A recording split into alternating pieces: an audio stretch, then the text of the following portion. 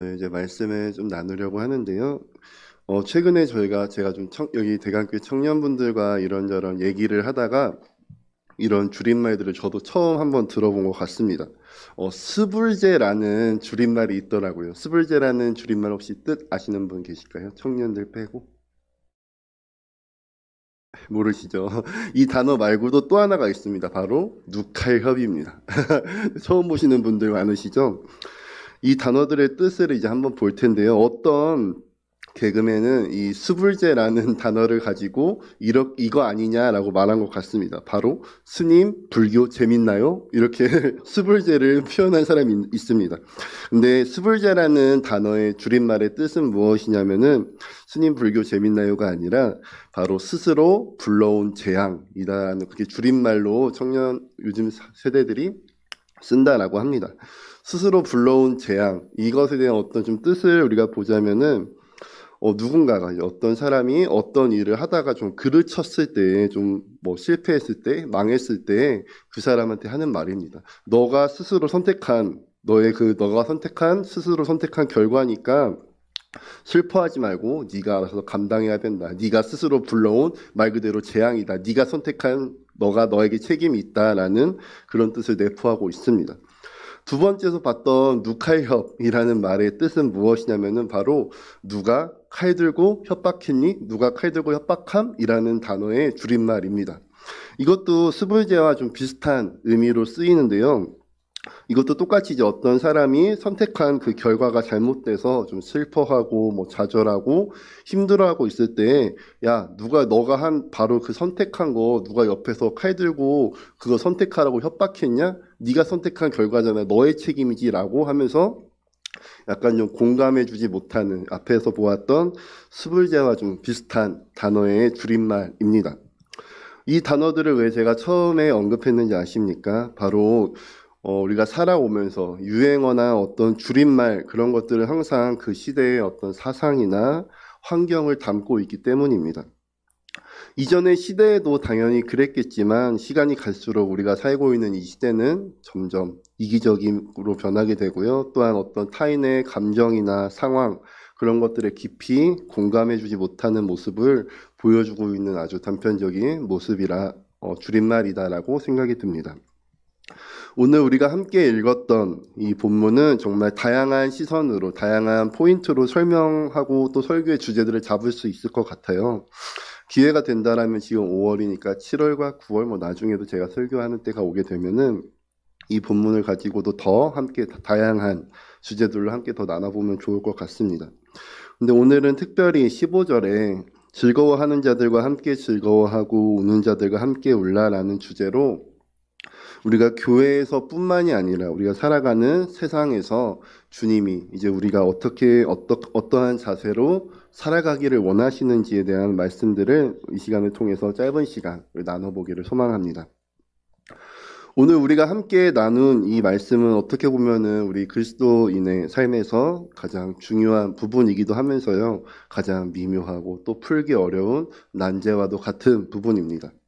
우리가 익히 많이 들어왔던 말이죠. 원수를 사랑해라. 너를 괴롭히는 자들, 너에게 힘들게 하는 자들을 사랑해라 라는 이 말들은 교회를 다녔다라면, 그리스도인이다라면은 아마 수도 없이 아마 귀에 딱지가 않도록 많이 들은 말씀일 것입니다. 당연히 우리가 잘 알고 있듯이 그리스도인이다 하면은 원수를 사랑하고 미워하면 안 되는 것이죠. 하지만 이 말씀을 진짜로 구체적으로 내 삶의 영역으로 가져가서 이 말씀이 내 삶에서 현실 속에서 실제로 적용되는 말씀으로 이제 가져가려고 한다라면은 원수를 사랑해라라는 이 말씀이 그다음 이제 만만한 말씀은 아닌 것 같습니다. 사실은 우리가 이 성경을 읽고 묵상하면서 내 삶에 이제 적용하려고 이제 가지고 가려고 했을 때 성경은 이제 나로 하여금 나에게 수도 없이 고민하게 하고 번민하게 하고 잠 못 이루게 만들고 하나님과 또 다시 이 성경을 붙들고 씨름을 할 수밖에 없도록 그렇게 만드는 경우가 대단히 많이 있습니다. 그리고 사실은 그렇게 하는 성도가 복이 있는 성도이죠. 말씀대로 살려고 애쓰는 성도. 성경을 쭉 읽고 이제 이렇게 살아야지, 그렇게 살아야지 하고 생각하고 성경을 덮고 나서 실제로 우리가 살아가는 그 삶의 영역에서 들어왔을 때는 이 말씀이 나를 구체적으로 실제로 움직이지 못한다라면은 실질적으로 이런 말씀들은 우리에게 그렇게 크게 부담으로 오지는 않을 것 같습니다. 반면에 이거 진짜 하나님 말씀인데 어떻게 어떻게 하면은 이 말씀대로 내가 살 수 있을까라고 고민하면서 항상 말씀을 읽는다라면은 오늘 말씀을 비롯해서 모든 말씀들이 나에게 굉장히 많은 부분들에 대해서 생각해야 되고 또 넘어서야 되고 또 질문하는 수없이 많은 새로운 것들을 우리에게 가져오게 될 것입니다. 특별히 현대 시대를 살아가는 우리들에게는 더욱더 그러한 말씀들이 오늘 우리가 읽고 삼켜서 소화시켜야 되는 말씀이다라는 것입니다. 14절에 보시면은 하나님께서 나를 아프게 하고 나를 고통스럽게 하는 사람, 내 인생에 씻을 수 없는 상처를 준 사람, 그 사람이나 혹은 어떠한 그룹들, 어떠한 패거리들에 대해서 내가 어떻게 반응해야 하는가라고 말하고 있습니다. 오늘 말씀이 바로 이것에 대한 말씀이죠. 박해하는 자다라고 14절에서 말하고 있습니다. 최근에 어떤 아주 유명한 송혜교 배우가 나왔던 드라마 아시죠? 연진아 환영해, 내 운동장에 온 걸 환영해라고 하면서 가해자로부터 학생 때 이제 많이 괴롭힘을 당하고 했던 그 어떤 학생이 더 복수를 꿈꾸며 성장을 했고 나중에는 그 복수를 어떻게 보면 성공하게 되는 모습들을 이제 그려낸 드라마가 있었는데 그 드라마를 보면서 많은 사람들은 공감했고 환호했죠. 왜냐면은 그 중에 피해자인 경우 또 많은 경험으로 피해를 많이 받은 경우도 있을 거고 내가 하지 못한 어떤 복수 같은 거 내가 하지 못했던 어떤 보복적인 것들을 드라마를 통해서 시선을 통해서 영상들을 통해서 보게 되니까 어떻게 보면 좀 대리만족이라는 개념으로도 많은 사람들이 좀 많이 환호하고 좋아했던 것 같습니다. 근데 오늘 성경에서는 다른 모습을 말하고 있는데요. 먼저 살펴보면 박해하는 자다라는 말의 뜻을 한 번 더 살펴보고 가려고 합니다. 여기서 14절에서 저희를 박해하는 자라고 말하고 있는데요. 이 박해한다라는 말을 들었을 때 보통 우리가 생각하고 있는 어떤 종교적인 박해, 신약시대 때 개척교회를 하고 맨 처음에 있었던 그 기독교 예수님을 믿으려고 하는데 예수님 믿지 못하게 하는 그런 간단하다고 생각할 수도 있을 만한 그런 종교적인 박해를 생각하기가 쉬울 것 같습니다. 근데 단순히 종교적인 의미뿐만이 아니라요. 좀 더 의미를 우리가 조금 더 자세하고 또 확장시켜서 보자라면은 영어로는 persecute, 즉 억압한다라는 것을 억압하는 자다라는 것들을 말하고 있습니다. 즉 정당하지 않게 내 인격을 말살하고 내 존엄성을 훼손하는 사람, 그리고 하나님 앞에서 하나님의 형상으로 만들어진 나라는 인간이 가지고 있는 그 권리를 심각하게 파괴하고 훼손하는 자, 이런 사람이나 집단을 말하고 있고요. 그런 집단에 대해서 내가 그리스도인으로서 그런 상황에서 내가 어떻게 반응해야 하는 것이 옳은 것인가 라고 말하고 있는 것입니다. 더 이어서 보면 19절과 20절에 보시면은 원수라는 단어가 나옵니다. 내 사랑하는 자들아 너희가 친히 원수를 갚지 말고 하나님의 진노하심에 맡겨라 라고 하면서 이 원수라는 단어가 나오는데요.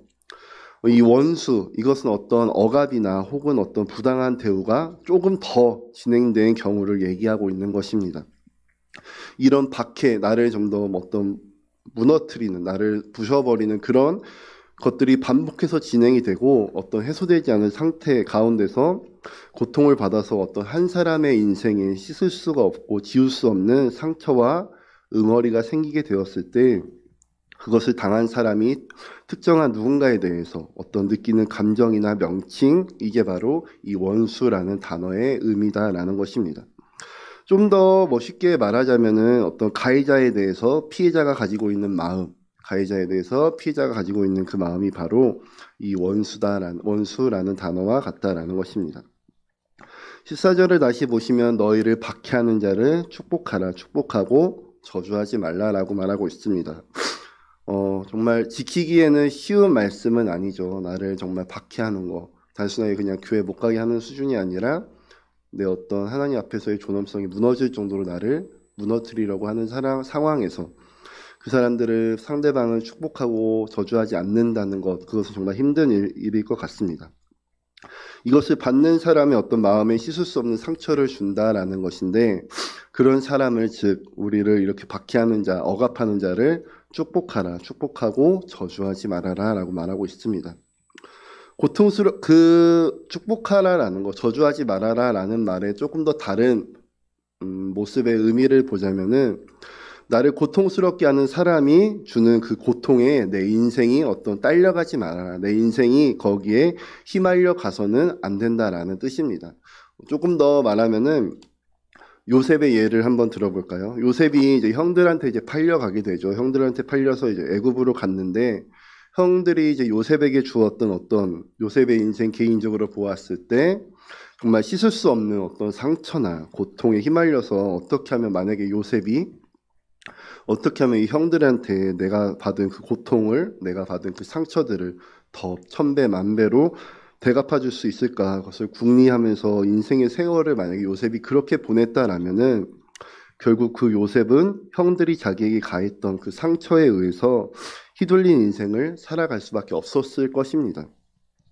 그것은 바로 인생을 원하지 않는 방향에서 소모해버리는, 그냥 쓸데없이 날려버리는 것이 되어버릴 수도 있는 것이죠. 박해하는 자를 축복하고 또 저주하지 않고, 아직 내 마음은 거기까지 가지 않았지만 축복하고 싶은 마음이 들지 않지만, 이것은 하나님의 명령이기도 하고 선포입니다. 하나님, 나를 미워하고 내게 씻을 수 없는 아픔을 준 그 사람을 주님, 내가 그 사람을 축복합니다 라고 하면서 주님께서 그 사람에 대해서 은혜를 베풀어 주시고 그 사람이 부디 주님 앞에서 돌아오게 해주시고 라고 선포하는 그 순간에, 힘든 상황이지만 선포하는 그 순간에요, 나는 그 사람이 나를 정말 고통스럽게 하면서 나에게 주었던 그 상처에 의해서 묶여있는 내 영혼은 풀어지게 될 것이고 자유롭게 해주는 엄청난 힘을 가져다 줄 것입니다. 누군가를 용서한다라는 사실은 정말 어려워요. 그죠? 쉽지 않은 일이고, 요즘 뭐 전세 사기 많죠. 그죠? 뉴스에서도 많이 나오는 전세 사기. 제가 만약에 그런 상황을 겪었다라면 정말 힘들 것이고, 내가 할 수 있는 모든 일들을 동원해서 복수하고 싶을 것이고, 혹시나 뭐 더 나쁜 일들을 하고 싶은 마음이 제 마음에도 아마 들 것 같습니다.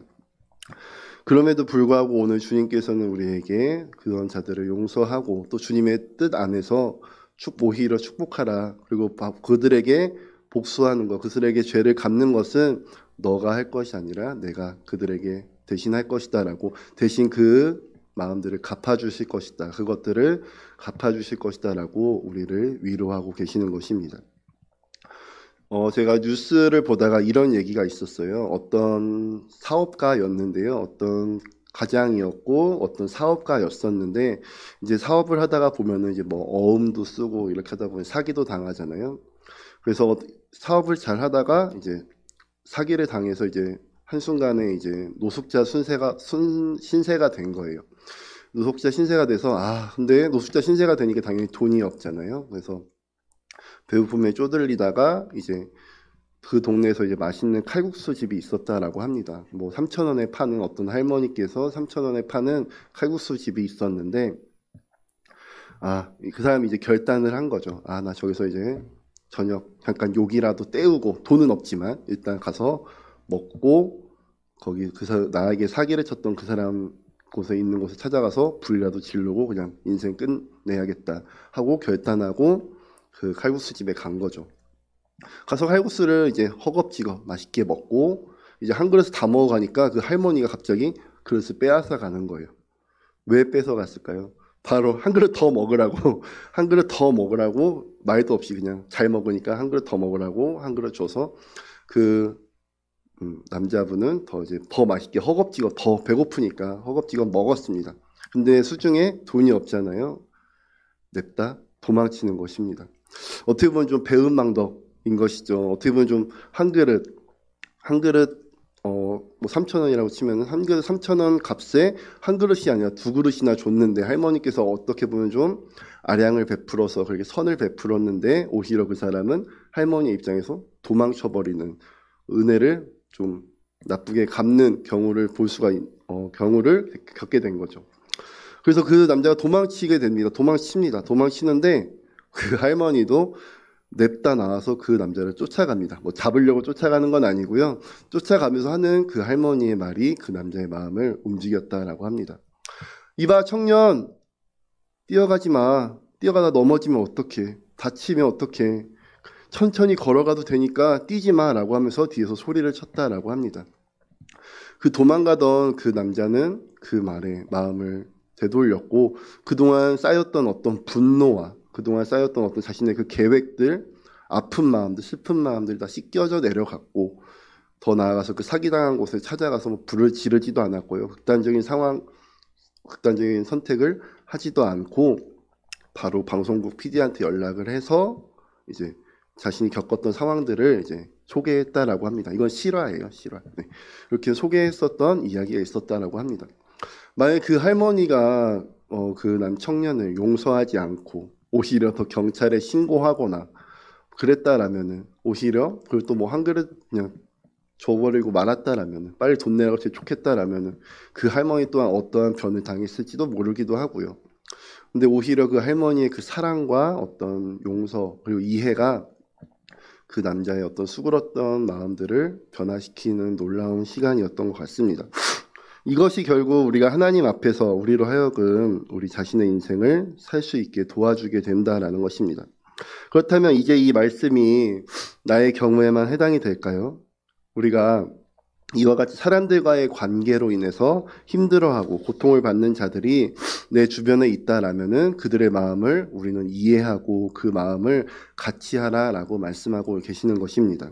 왜냐하면 그들이 겪고 있는 그 경험들이, 그들이 겪고 있는 그 상황들이 바로 그들에게 있어서는 어떻게 보면 좀 박해받고 있는 것이기 때문이죠. 오늘 아까 제가 말했던 그런 의미의 박해, 삶이 무너져 버릴 것 같은 그런 경험들, 상황들이 그들에게 닥쳐왔기 때문에 우리는 그런 자들에게 찾아가서 같이 슬퍼할 줄 알아야 하고 또 기쁜 일이 있다라면은 같이 기뻐해야 한다라는 것입니다.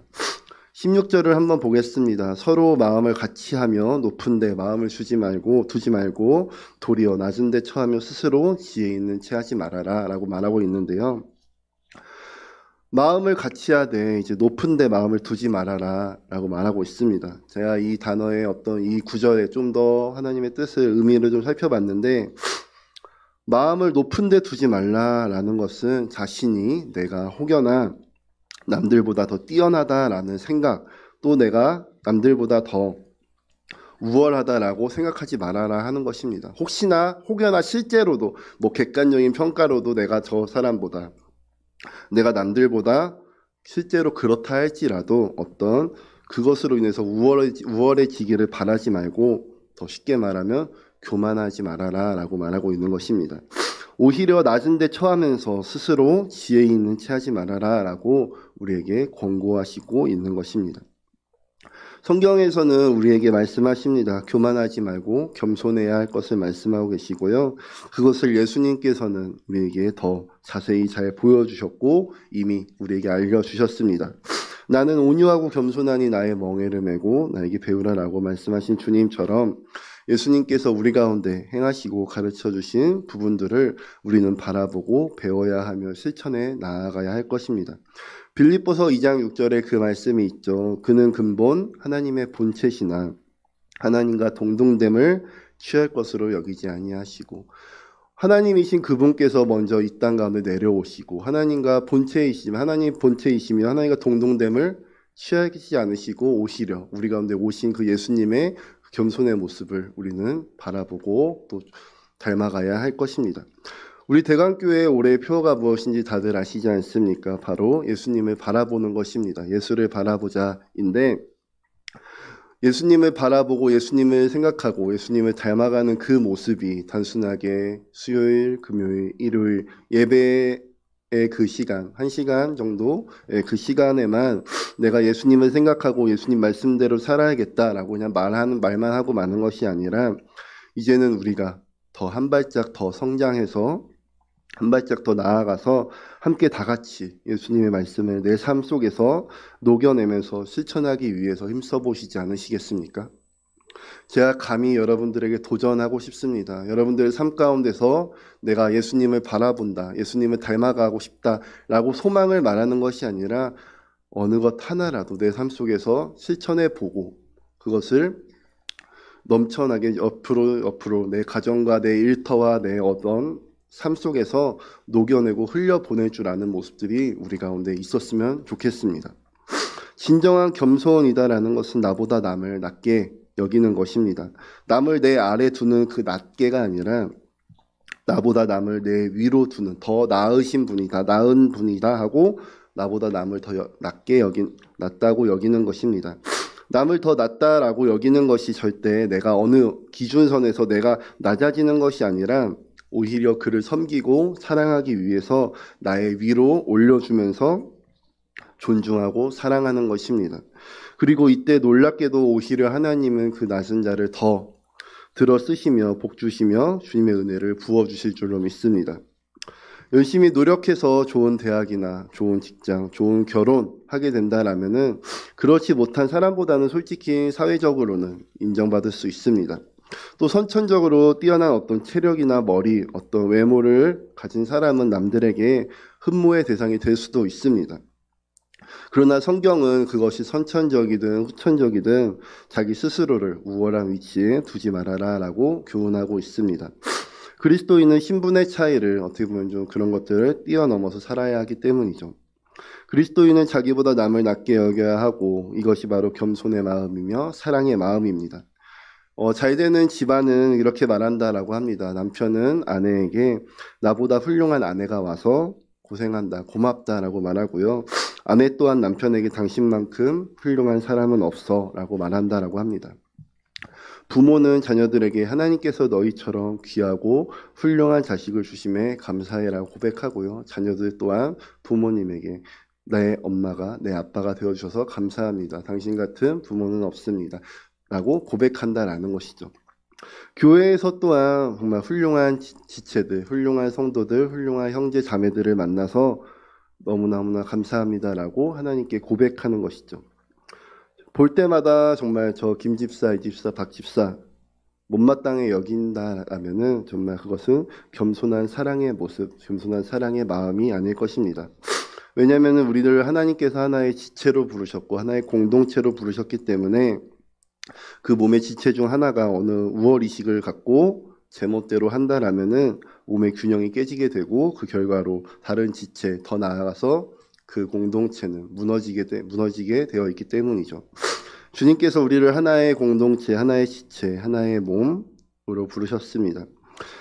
솔직히 이 세상 나 혼자 살아가기도 벅차고 혼자 살아가는데도 살아남는데 버티는 데만도 너무 벅차고 힘든 세상인 거 압니다. 그리고 모두 다 이렇게 말하고 있고요.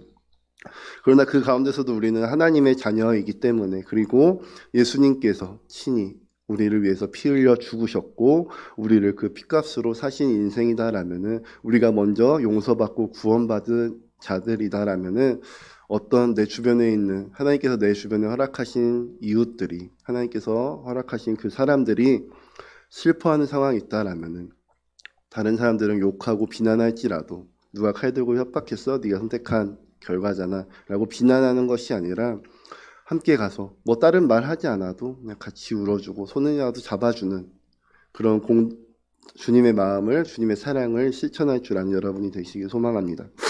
주 안에서 부름받은 성도들 간에 어떤 더욱 사랑과 기쁨을 나누고 그들의 마음을 이해하기에 더욱 힘쓰며 슬픈 일이 있다라면 위로하고 마음을 같이 해서 슬픔을 반으로 나누시길 소망합니다.